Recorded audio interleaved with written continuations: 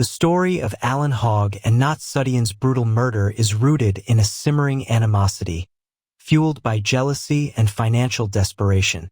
At the heart of this tragedy was Nht's own brother, Warut Rattanasajjakit, a man consumed by envy over the luxurious lifestyle his sister and brother-in-law enjoyed. While Alan, a 64-year-old British expatriate and successful businessman, and Nhot, 61, resided in a grand, 3-story mansion in Phrae, northern Thailand. Warut lived a starkly different existence in a humble wooden hut. This stark contrast in their living conditions was a constant source of bitterness for Warut. Alan Hogg was not just any expatriate.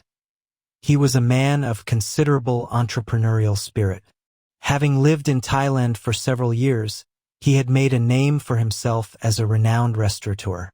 In 1996, he founded Professional Linen Services, a laundry firm that impressively began its operations from his utility room. Later, he also pursued a career as an engineer, showcasing his diverse skills. Alongside their business ventures, Alan and Nhot were known for their agrarian pursuits on their expansive property, raising ducks, geese, and cattle. They also frequently embarked on long trips to Australia, further highlighting their comfortable and affluent lifestyle. This outward display of wealth and comfort, however, only deepened Warut's resentment. His jealousy was compounded by a persistent financial dependency on the couple. Warut was known to constantly ask Alan and Nhot for money, a habit that had evidently worn thin on Alan. It's reported that Alan had often told off Warut for these incessant requests, leading to a buildup of anger and resentment in Warut. This repeated admonishment, coupled with his own perceived inferior status, created a volatile atmosphere of tension between the brother and the couple. The tension brewed over an unspecified period, growing more intense with each perceived slight and financial denial. Driven by his deep-seated resentment and a desire to seize control of Alan Hogg's assets, Warut began to meticulously plot the murders. His objective was clear: eliminate the couple and inherit their wealth, thereby escaping his own impoverished circumstances.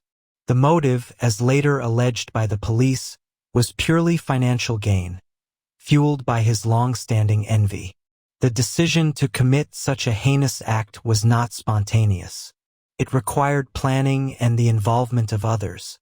Warut understood he could not carry out the murders alone, so he sought out individuals willing to assist him in his deadly scheme. He approached 2 men, Kittapong Kamwan, 25, and Phrae Kamsai, 64.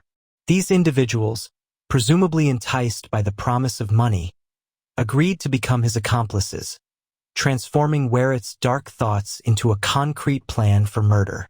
The exact date of their recruitment is not specified, but it would have occurred sometime before the murders in September 2018, as the plot was in motion.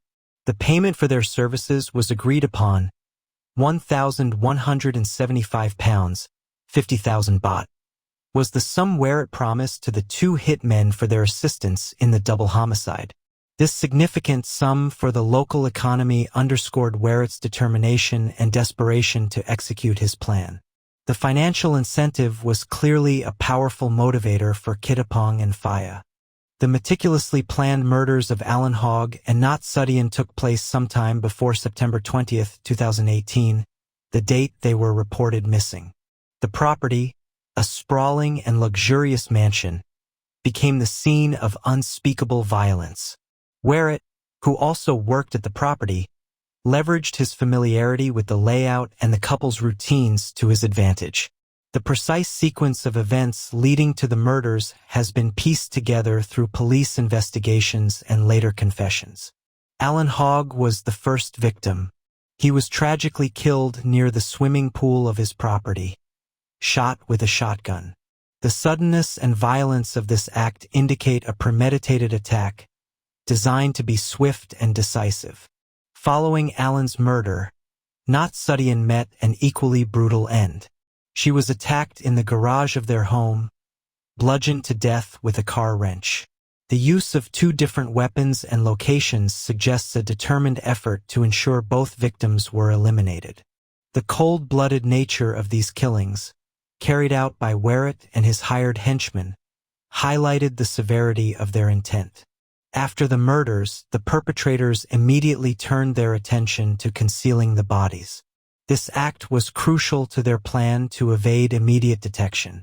They buried Alan and Nhot in the garden of their own property, close to a duck pond, believing this would keep their crime hidden. This act of concealment further demonstrated the premeditated nature of the murders and the calculated efforts to destroy evidence. The disappearance of Alan and Nhot did not go unnoticed for long. On September 20, 2018, the couple was officially reported missing. This triggered an immediate police investigation. Authorities quickly converged on their luxury mansion in Phrae, where they began to search for clues. The initial findings at the house were telling. Police discovered bloodstains within the mansion, with clear signs that someone had attempted to wipe them away. This indicated foul play and an attempt to meticulously clean up the crime scene, pointing towards a deliberate act rather than a simple disappearance. Furthermore, a mobile phone was found still charging at the three-story house, a detail that suggested the couple had left abruptly and unexpectedly, without even taking their essential belongings. These early clues strongly hinted at a violent crime. As part of their initial inquiries, police began reviewing CCTV footage from the surrounding area. This proved to be a critical step in identifying a prime suspect. Warut Rattanasajjakit was captured on CCTV entering and leaving the property after the couple went missing. This placed him at the scene during the critical time frame of their disappearance. More damningly, Warut was also seen on CCTV stealing the couple's brand new white Ford Ranger pickup truck. The discovery of the stolen Ford Ranger was a significant breakthrough. The vehicle was tracked down and recovered 300 miles away in Ayutthaya near Bangkok, having been sold. This demonstrated Warut's attempt to dispose of evidence and profit from the crime. Initially, Warut was arrested based on the CCTV footage of him stealing the truck and his presence at the property. However, he denied any involvement in the couple's disappearance and was initially released. Despite his initial release, police were persistent. The mounting evidence, particularly the bloodstains at the property and Warut's suspicious activities, led them to reevaluate their stance. The inconsistencies in Warut's story and the strong circumstantial evidence pointing towards him prompted his rearrest for murder. Following Warut's rearrest, the investigation intensified. Police, now with a clear suspect and a strong belief that the couple had been murdered, began a thorough search of the property.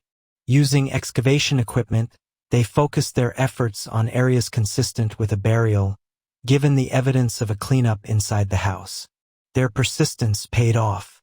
The bodies of Alan Hogg and Nhot Suddaen were finally discovered buried in the garden, close to a duck pond, exactly where Warut and his accomplices had hidden them. Upon the discovery of the bodies, the three men Warut Rattanasajjakit, Kittapong Kamwan, and Phrae Kamsai were arrested within a week of the couple being reported missing, bringing the number of arrested individuals to 3. Confronted with the overwhelming evidence, including the recovered bodies and the details of their methods, all 3 confessed to the murders.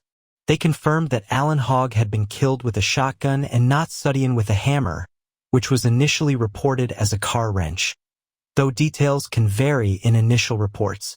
They also reiterated that they had received the agreed-upon sum of 50,000 baht from Warut for their roles in the crime.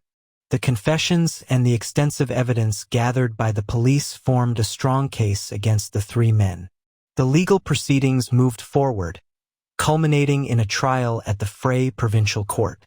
All 3 defendants, Warut Rattanasajjakit, Kittapong Kamwan, and Phrae Kamsai, were found guilty of multiple serious charges.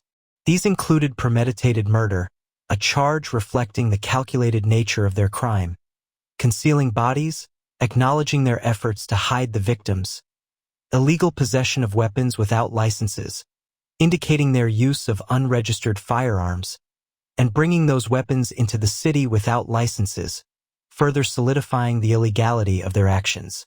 The court, having considered the gravity of their crimes and the overwhelming evidence, handed down the most severe sentence possible under Thai law: death by lethal injection.